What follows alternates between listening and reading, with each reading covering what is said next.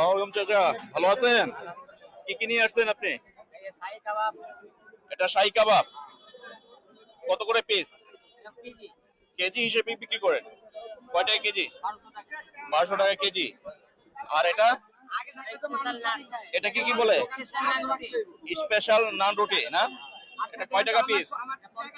50। আর আপনার এটা কি শরবত?